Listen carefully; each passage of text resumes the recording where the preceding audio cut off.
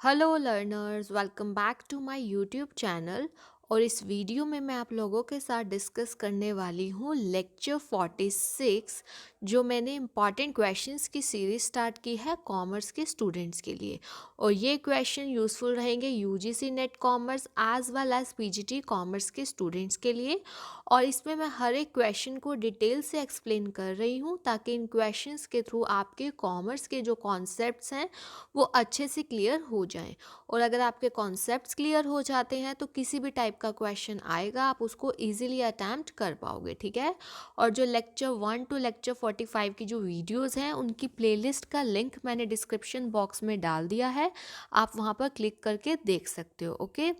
और हम लोग हर एक ऑप्शन को भी डिटेल में डिस्कस करेंगे ताकि उनसे भी रिलेटेड अगर आपका क्वेश्चन आता है तो आप उसको इजीली अटैम्प्ट कर पाओ, ठीक है।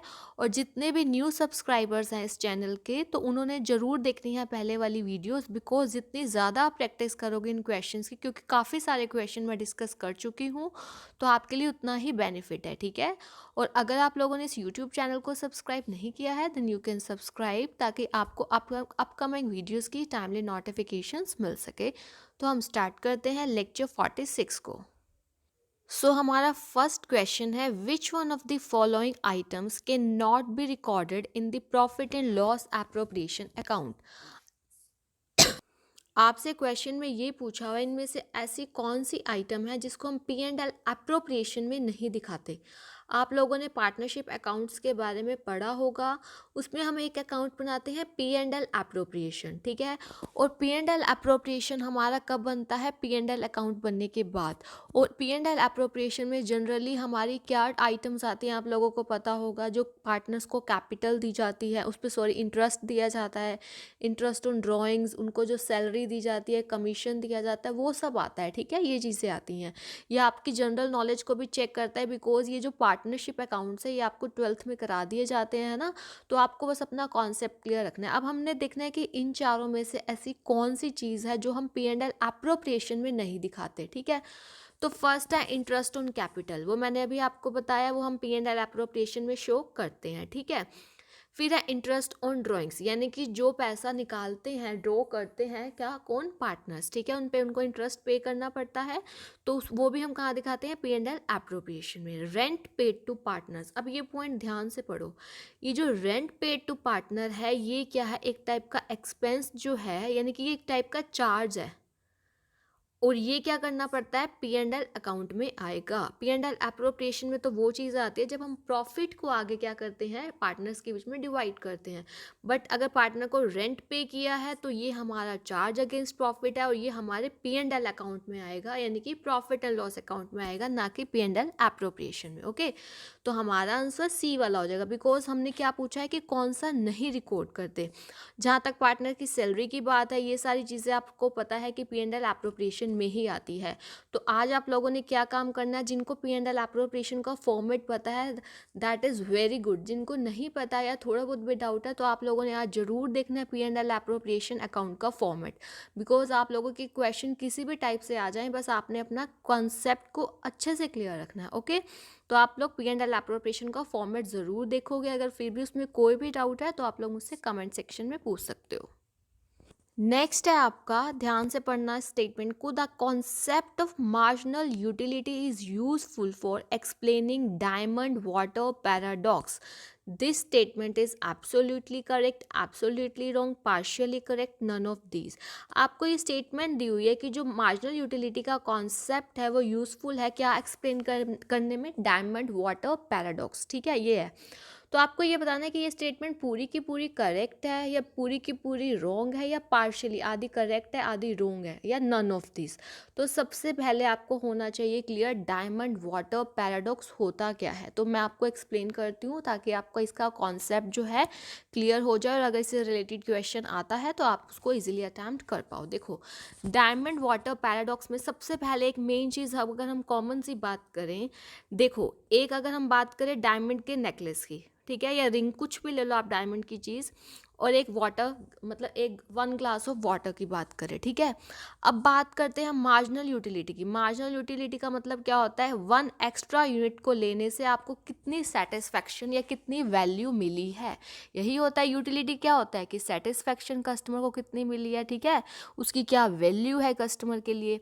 और मार्जिनल यूटिलिटी का मतलब 1 एडिशनल यूनिट से। अब आप सिंपल सी बात सोचो कि 1 एडिशनल यूनिट यानी कि एक आपके पास जैसे डायमंड की एक चीज़ मिल रही है आपको 1 एडिशनल, और एक आपको वाटर का गिलास एक और एक्स्ट्रा मिल रहा है, तो दोनों चीज़ों में से ऑब्वियस है मार्जिनल यूटिलिटी जो हमारी डायमंड की है वो ज़्यादा होगी in comparison to marginal utility of water, ठीक है। ये सिंपल सी बात है, मार्जिनल यूटिलिटी का मीनिंग क्लियर होना चाहिए पहले। और क्या चीज़ ध्यान रखनी है, जो मार्जिनल यूटिलिटी यानी कि एक अगर आपको डायमंड की चीज़ और एक्स्ट्रा मिल जाए तो ऑब्वियस है आपको वो चीज़ ज़्यादा अच्छी लगेगी, उससे आपको ज़्यादा सेटिस्फेक्शन मिलेगी अगर हम कंपैरिजन करें मार्जिनल यूटिलिटी ऑफ वाटर से, ठीक है। और इसी वजह से हमारा जो डायमंड का प्राइस है वो क्या होता है, ज़्यादा होता है, और हमारे वाटर का प्राइस अभी तक तो जैसे कई जगह अब हम जनरली देखें तो फ्री ही है, बहुत कम इसका वो है, तो फ्री ही टाइप समझो आप इसको, ठीक है, तो इसलिए इसका प्राइस बहुत कम होता है। और दूसरा अगर मैं कंपैरिजन करूं तो जो total utility marginal utility diamond की जो टोटल यूटिलिटी डायमंड से ज़्यादा होती है। टोटल यूटिलिटी से मतलब कैसे, अब सपोज आपके पास जैसे कि आपके पास मान लो 5 जो है ऑलरेडी आपके पास डायमंड की रिंग्स हैं, ओके। अब 5 आपके पास ऑलरेडी डायमंड की रिंग्स हैं, उनकी इतनी वैल्यू नहीं होगी, अगर एक और आपके पास आ जाए तो उससे जो आपको सेटिस्फेक्शन मिलेगी वो ज़्यादा होगी, ठीक है। एक ये चीज़ भी ध्यान रखना है इसमें डायमंड वाटर पैराडॉक्स में, ठीक है। ऑन द अदर हैंड अगर मैं बात करूँ इसकी मार्जिनल यूटिलिटी ऑफ वाटर, वो क्या होगी, कम होगी, किससे, टोटल यूटिलिटी ऑफ वाटर से। ये तो सिंपल सा कॉन्सेप्ट है। और एक और चीज़ ध्यान रखनी है, अब एक चीज़ देखो, जो आपको डायमंड भी नेचुरली मिलता है, वाटर भी नेचुरल सोर्सेज है, लेकिन ये स्कैरस है, डायमंड क्या है, स्कैरस है, तो इस वजह से भी इसका प्राइस ज़्यादा है, और वाटर का क्या है, कम है, ठीक है। और एक आप साइकोलॉजिकल इफेक्ट भी सोचो, अगर आप एक डायमंड की चीज़ ले रहे हो एक्स्ट्रा तो आपकी साइकोलॉजिकल सेटिस्फेक्शन ज़्यादा होगी। On the other hand water आपको क्योंकि पता है इजीली आपको मिल जाता है, वो आप सिंपली अगर आप 1 ग्लास ऑफ वाटर ले रहे हो तो उसकी इतनी आपको इंपॉर्टेंस नहीं होगी जितना साइकोलॉजिकल इफेक्ट आपको डायमंड का होगा। तो ये आपको मैंने मेन चीज़ें बताई हैं डायमंड वाटर पैराडॉक्स के बारे में, और आपको इसका अपना कॉन्सेप्ट बिल्कुल क्लियर रखना है, ओके। और मार्जिनल यूटिलिटी का मीनिंग भी, तो ये वाली स्टेटमेंट बिल्कुल करेक्ट है, ओके, ये वाली बिल्कुल करेक्ट है। नेक्स्ट क्वेश्चन है, sleeping partners are those who. आप लोगों ने सुना होगा पार्टनर्स के अलग अलग टाइप होते हैं। अब हमसे क्वेश्चन में ये पूछा गया है कि स्लीपिंग पार्टनर्स कौन से होते हैं। फर्स्ट ऑफ ऑल हम ऑप्शन पढ़ते हैं। फर्स्ट है, take active part in the conduct of the business but do not provide capital, however salary is paid to them. देखो क्या कह रहे हैं कि वो बिजनेस में मैनेज मतलब बिजनेस के कंडक्ट में, बिजनेस के मैनेजमेंट में पार्टिसिपेट करते हैं। तो यहीं से ही ऑप्शन रॉन्ग हो जाता है, बिकॉज जो आपके स्लीपिंग पार्टनर्स होते हैं वो कभी भी बिजनेस के कंडक्ट में पार्टिसिपेट नहीं करते हैं, तभी तो हम उनको क्या बोलते हैं, स्लीपिंग पार्टनर या डॉर्मेंट पार्टनर, ओके। क्या है उसका other name, dormant partner, okay, ठीक है, डॉर्मेंट पार्टनर, ओके। तो इसी वजह से ये अभी रोंग हो जाता है। फिर है आपका बी दिया हुआ, do not take any part in the conduct of the business but provide capital and share profit and losses in the agreed ratio. ये बिल्कुल करेक्ट ऑप्शन है। देखो, जो स्लीपिंग पार्टनर होता है या डोमेंट पार्टनर, वो कंडक्ट ऑफ द बिजनेस में पार्ट नहीं लेता है, लेकिन वो कैपिटल भी देता है और एग्रीड रेशो में प्रॉफिट एंड लॉसेस को भी शेयर करता है। ध्यान रखना आप लोगों ने फ्यूचर के लिए, स्लीपिंग पार्टनर वो होता है जो बिजनेस की कंडक्ट में, उसके मैनेजमेंट में पार्टिसिपेट नहीं करता है, लेकिन वो कैपिटल भी कंट्रीब्यूट करता है और प्रॉफिट एंड लॉस भी शेयर करता है एग्रीड रेशियो में। तो अब बाकी ऑप्शंस तो आपको सिंपल पढ़ने की ज़रूरत ही नहीं है, ठीक है। तो आपका जो बी वाला है वो बिल्कुल करेक्ट आंसर हो जाएगा, बिकॉज जो सी ऑप्शन है उसमें दिया हुआ है कि take active part in the conduct of business, इसी वजह से ये रॉन्ग हो जाता है। और डी में दिया हुआ है कि वो पार्ट नहीं लेता है कंडक्ट ऑफ द बिजनेस में और कैपिटल कंट्रीब्यूट नहीं करता। यही अगर आपकी इनकम्प्लीट नॉलेज होती है, यानी कि आपने ये चीज़ देख ली डू नॉट टेक पार्ट, यानी कि वो पार्ट नहीं लेता है, और आप यही देख के सीधा डी को टिक कर देते हो, तो ये गलत हो जाता है। इसीलिए मैं आपको बोलती हूँ कि आपने क्वेश्चन को अटैम्प्ट ऐसे करना है, हर एक ऑप्शन को अच्छे से पढ़ना है, ठीक है। कई बार क्योंकि कन्फ्यूज़न के केस में आप लोग गलत मार्क कर देते हो और उससे आपका आता हुआ भी कट जाता है मार्क, ठीक है। तो इसीलिए अब आप यहाँ आगे पढ़ो कि कंट्रीब्यूट नो कैपिटल, जबकि वो कैपिटल कंट्रीब्यूट करता है, इसी वजह से हमारा ये भी रॉन्ग हो गया। तो हमारा आंसर क्या आएगा? बी वाला। नेक्स्ट क्वेश्चन है dash is establishment of certain standards और स्पेसिफिकेशंस फॉर प्रोडक्ट। इसमें से ऐसी कौन सी चीज़ है जिसको हम बोलते हैं कि जिसके थ्रू स्टैंडर्ड्स फिक्स किए जाते हैं प्रोडक्ट के, उनके लिए स्पेसिफिकेशन, लाइक उनकी क्वालिटी के लिए, प्रोडक्ट की क्वालिटी के लिए हमने स्टैंडर्ड फिक्स कर दिए, तो उस प्रोसेस को हम क्या बोलते हैं? स्टैंडर्डाइजेशन। क्या बोलते हैं? स्टैंडर्डाइजेशन, ठीक है। बाकी टर्म्स भी आपको पता होनी चाहिए। ग्रेडेशन, यानी कि जिसको हम बोलते हैं ग्रेडिंग। ग्रेडिंग का मीनिंग क्या होता है कि ग्रेडिंग में किया जाता है कि डिवाइड प्रोडक्ट्स को डिवाइड कर दिया जाता है इनटू लॉट्स, और वो लॉट्स में वो प्रोडक्ट होते हैं जिनकी सिमिलियर करेक्टरिस्टिक्स होती है, like in shape, in size, यानी कि सेम साइज़ वाले प्रोडक्ट्स को अलग से रख दिया, सेम शेप वाले प्रोडक्ट्स को इकट्ठा रख दिया, वेट वाले, क्वालिटी, इस टाइप से। यानी कि हम क्या करते हैं, सेम करेक्टरिस्टिक्स के बेसिस पे प्रोडक्ट को लॉट्स में डिवाइड कर देते हैं, वो ग्रेडिंग होता है।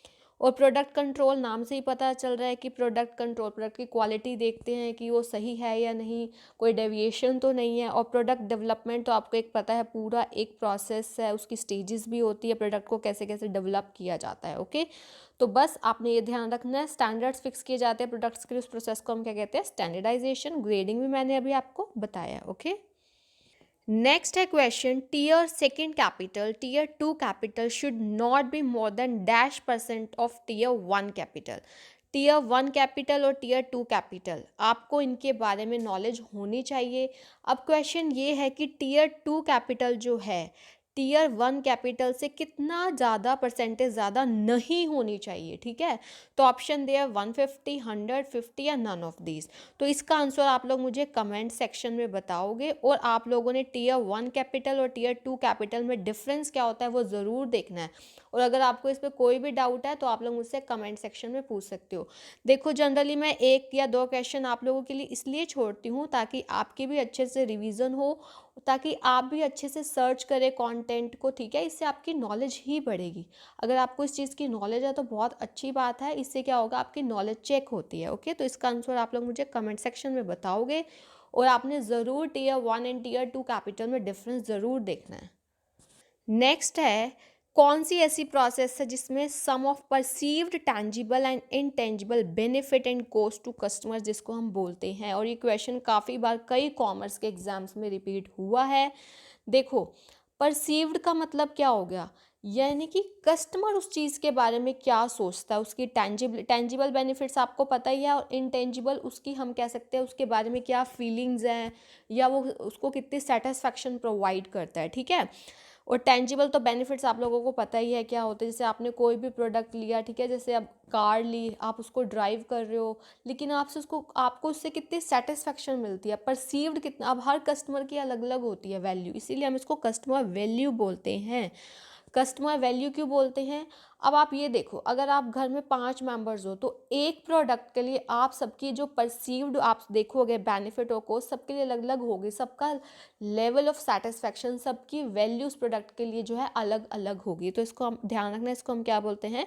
कस्टमर वैल्यू, ठीक है। और एक होता है कस्टमर सेटिस्फैक्शन और कस्टमर डिलाइट। इस टर्म में मैं आपको बताती हूँ कि क्या होता है। देखो, कस्टमर सेटिस्फैक्शन में क्या है कि मान लो आपने जो प्रोडक्ट से एक्सपेक्ट जो किया था, यानी कि जो भी आपकी एक्सपेक्टेशंस थी वो इक्वल हो जाती है उसकी परफॉर्मेंस से प्रोडक्ट की, वही आपको, तो आप सेटिस्फाई होगे। ऑन द अदर हैंड, अगर आपकी जो प्रोडक्ट की परफॉर्मेंस है वो ज़्यादा हो जाती है एक्सपेक्टेशन से भी, यानी कि आपने जो सोचा था उससे भी अच्छा निकलता है वो प्रोडक्ट, तो उसको हम बोलते हैं कस्टमर डिलाइट, यानी कि बहुत ज़्यादा आप उस चीज़ से खुश हो जाते हो, ठीक है। तो आपको हर टर्म का मीनिंग इसलिए बता रही हूँ ताकि आप कोई भी आए इससे क्वेश्चन तो आप उसको ईजिली जो है अच्छे से अटैम्प्ट कर पाओ, ओके। तो इसका आंसर क्या होगा हमारा? Customer value. नेक्स्ट है आपका होथॉर्न एक्सपेरिमेंट्स वर्क कंडक्टेड एट। ये जो होथॉर्न एक्सपेरिमेंट्स है ये काफ़ी इंपॉर्टेंट है, और जो होथॉर्न एक्सपेरिमेंट्स हैं उनके बारे में डिटेल से मैं जो अलग से वीडियो ज़रूर बनाऊंगी, क्योंकि मैंने कॉमर्स के टॉपिक्स की भी वीडियो स्टार्ट की हुई है। तो होथॉर्न एक्सपेरिमेंट काफ़ी इंपॉर्टेंट टॉपिक है, उसके बारे में डिटेल से मैं अपनी वीडियो में आप लोगों से ज़रूर डिस्कस करूँगी। अब हम इस क्वेश्चन की बात करते हैं कि जो होथॉर्न एक्सपेरिमेंट्स थे वो कहाँ कंडक्ट किए गए थे। हॉथॉर्न इलेक्ट्रिक कंपनी में, वेस्टर्न इलेक्ट्रिक कंपनी में, जनरल इलेक्ट्रिक कंपनी में एंड ईस्टर्न इलेक्ट्रिक कंपनी में। देखो ये आपकी डीप नॉलेज को चेक करता है। हॉथॉर्न एक्सपेरिमेंट्स किए गए थे आपके वेस्टर्न इलेक्ट्रॉनिक कंपनी में, ध्यान रखना वेस्टर्न इलेक्ट्रिक कंपनी में। और कब, 1924 से लेके 32 टाइम पीरियड, ये ध्यान रखना है इसका टाइम पीरियड भी।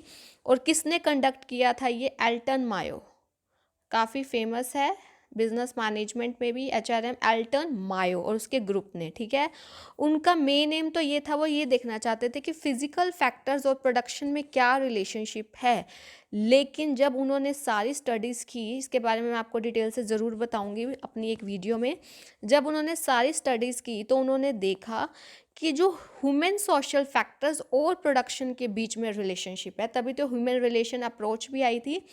तो उन्होंने क्या देखना चाहा कि फिजिकल फैक्टर्स और प्रोडक्शन में क्या रिलेशनशिप है। बट जब उन्होंने स्टडीज़ अपनी देखी, कंक्लूजन देखा, तो उन्होंने ये देखा कि जो ह्यूमन सोशल फैक्टर्स है और प्रोडक्शन में काफ़ी डीप रिलेशन है। ओके, ये चीज़ बस मेन ध्यान रखना आपकी, ठीक है।